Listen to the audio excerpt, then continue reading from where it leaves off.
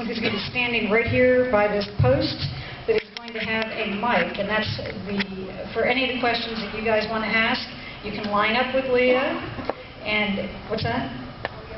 Yeah, why don't you show them by going over there now, and that way we will give you a chance to ask your questions. Thank you.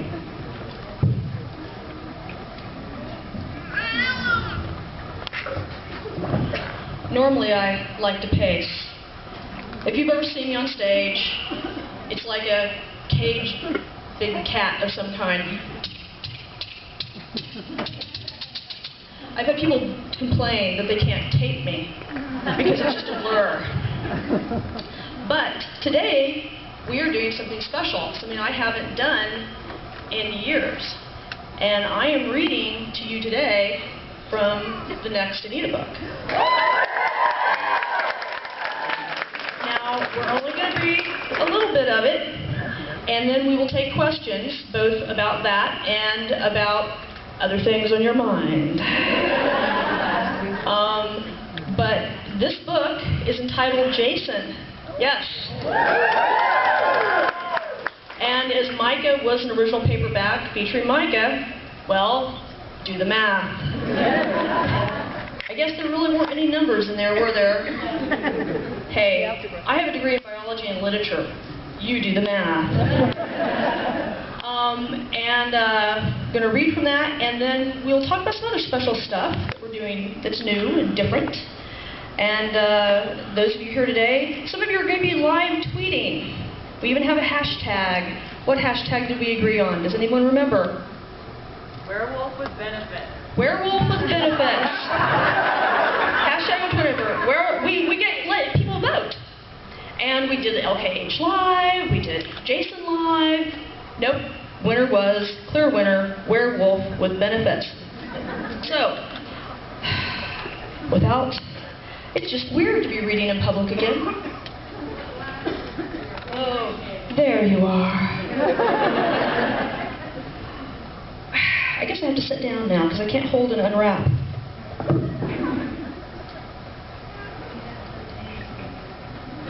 Yes, but where would the third hand come from? It just doesn't bear thinking about. Nope, we're going to stop right there because I'm going to start speculating. I feel short sitting down. I think that's why I don't. I really do. Yes, and you're out there going, but you are short. Well, that's true, but I don't like feeling short. That's different.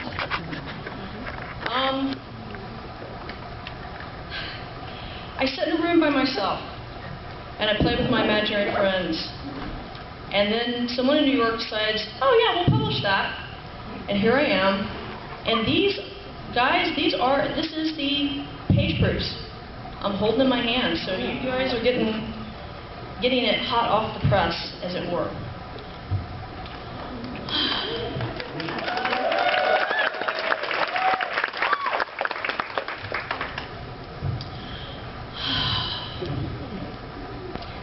Jason Schuler, one of my best friends and favorite werewolves, stood in the morning sunlight of the kitchen. His yellow hair gleamed in the light, so that his boyishly handsome face was haloed with sunshine. But as I looked into the pure, soft blue of his eyes, I knew that devil's horns were more his style than halos. And pure was only a way to describe his eyes, not him. He'd been a precocious teenager, and his day job was still assistant manager and exotic dancer at Guilty Pleasures. The body that showed around his tank top and jogging shorts proved...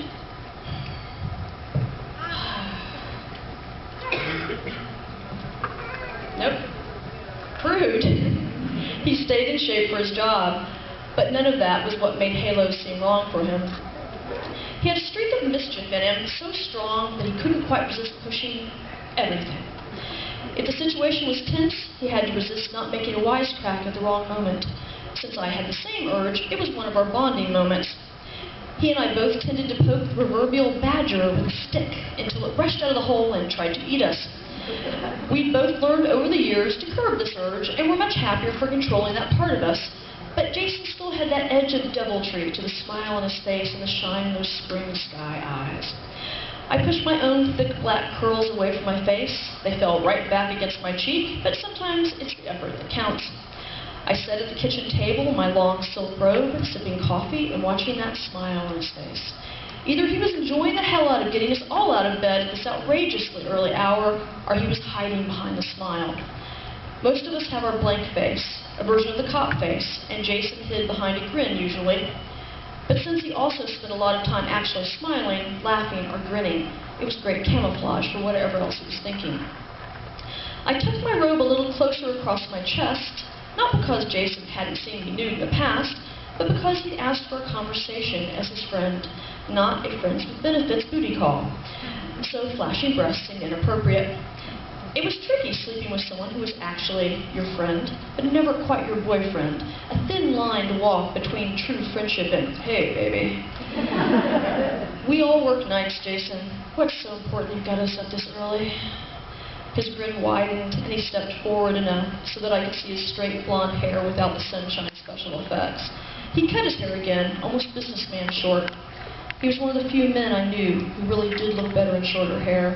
It seemed to open up his face and make you see that he was handsome in his own right when he wasn't clowning around or being irritating, though honestly, the last part had almost gone away. I'd met Jason when he was 19. Now at 25, he had grown up. I was only 5 or 6 years older than he was, depending on the time of year. Our birthdays made us seem to gain or lose a year on each other. At 25 and 30, it wasn't a big age difference. At 19 and 25, it had seemed like more. Let's wait for everyone else, he said, and sipped his own coffee. He didn't really drink a lot of coffee. He sipped at it and would eventually put it down about half drunk and cold. Since we ground our own beans and used a French press to make the coffee, it was a waste of good, hot caffeine. I huddled around my third cup of it, determined to make up for Jason's lack of enthusiasm. Envy walked into the kitchen. She was 5'11", so she towered over Jason and me. I was 5'3", and he was 5'4". She combed her thick, almost shoulder-length blonde hair, but hadn't bothered with makeup any more than I had.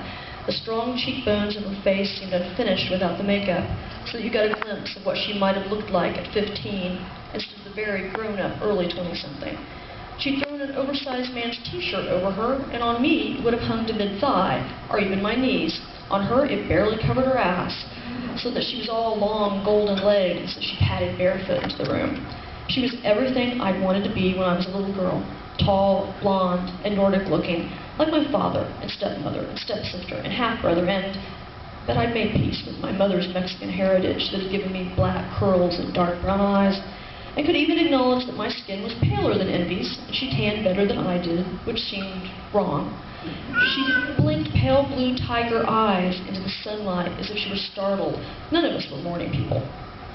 The tiger eyes were literal. She was part of the Golden Tiger clan, which is one of the few inherited types of lycanthropy, and one of the ways they proved their pure bloodlines was that they were born with permanent tiger eyes in their human faces. Most of the other were-animals I'd seen with animal eyes in human form had them because they'd spent too much time in their beast form. You could get stuck, and usually the eyes were the first thing to stick. "Coffee's hot," I said. "Tea," she muttered. I started to tell her to help herself, and then realized she didn't know where the tea was or anything. It was the first time Envy had stayed overnight at the house in Jefferson County. She lived at the Circus of the Dam with the bulk of our people, but she'd been dropped off here after her date with Richard Seaman, Wolf King, Ulfric of the local werewolves, and college biology professor. He had a house out here in Jefferson County, too, so it made more sense for him to drop her here than driving her all the way back into the city to the circus, but I wasn't sure I wanted them to make a habit of it. Richard was sort of my ex. We'd even been briefly engaged. We still had sex occasionally, so having his current lover dropped at my house for a sleepover was a little weird. He had offered to sleep over with Envy here, but I and she had vetoed it.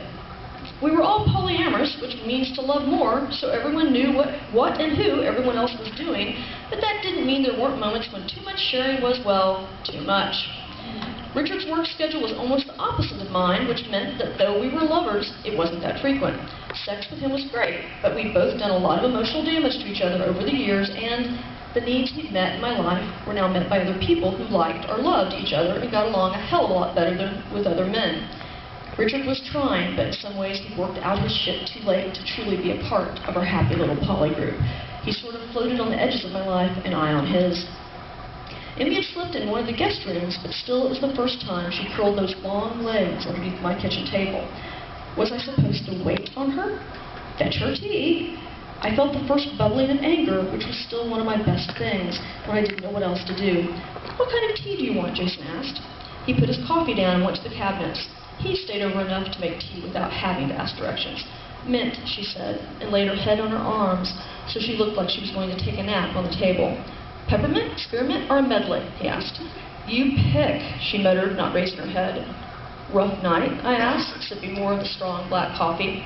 She moved her head enough to roll an eye at me through the long, yellow hair. It reminded me disturbingly of Deb, her cousin, who was also a were-tiger of the Gold Clan and one of my lovers. Deb was short for Devil, which was a nickname for Mephistopheles. Envy had gotten one of the better family names. You really need to have sex with him more often, she said. You mean Richard? I asked, because she was also sleeping with Jean-Claude, head vampire of the United States and my fiancé. I did mention that we were polyamorous, right? It wasn't cheating because everyone got everyone else's permission, but it was complicated, sometimes very complicated. Yes, she said, still just looking at me with that one inhuman eye. Did Richard ask you to talk to me? No, she said, and just looked at me as if waiting for me to say something. Was I supposed to pry information out of her? What made it a rough night? Jason asked. He'd filled the rapid heat electric kettle and it was starting to warm up. He had a mug and a tea bag was trailing out of it waiting. There was actually loose leaf tea in there somewhere, but no mint outside bags. Envy turned her head enough to look at him so that all I could see was the thick hair. I don't think you'll understand. Try me. I'm very sympathetic. He grinned when he said it, which left a debate on whether he was really sympathetic or just kidding. He really is a good listener, I said. She rolled her head back to look at me, and I realized that her hiding her face in her hair might be a stress reaction. What the heck had happened last night? He says you and he just can't get your schedules to match up for sex lately. Is that true? She asked. Yeah, I said, and drank more coffee. Maybe if I just drank enough of it, I could do this conversation without losing my temper. Do you enjoy the sex? I drank more coffee. Maybe if I drown myself in it. Yes. When he's really rough, how do you get him to stop? You get him to stop by saying, no, stop, I said. She rose up enough to shake her head. No, I can say no and he'll respect that. I mean, how do you tell him it's too rough? I fought not to frown at her. I say, ow, that hurt. Stop it. Jason piped up. Or my favorite, do that again and I'll kill you.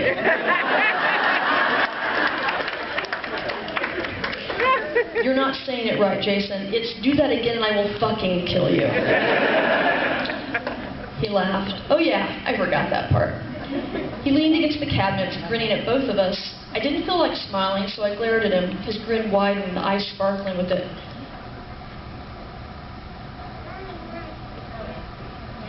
I'm having people talking to me at both sides, and I'm supposed to do 7 minutes and then stop and take questions.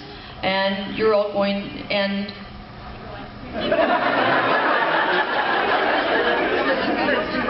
I'm not almost into the chapter. I'm really not. How about if I read to one more page? It ends on a sentence rather than the middle one. That's going to bug me. Yeah. My OCD is showing. I shook my head and went back to huddling over my coffee. Jason was incorrigible. Trying to encourage him just irritated me and amused the hell out of him. Ow really is a safe word for me, I said. Richard says you like rough sex. Was he lying?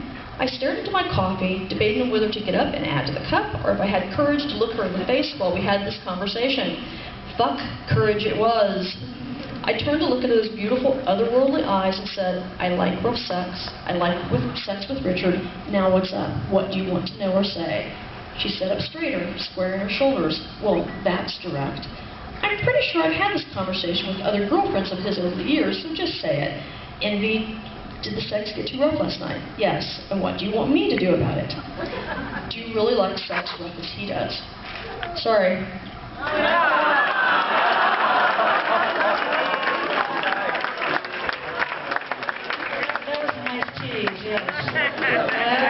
I'm sorry. I'm supposed to read to a certain point, and then I'm supposed to take questions. That was the point.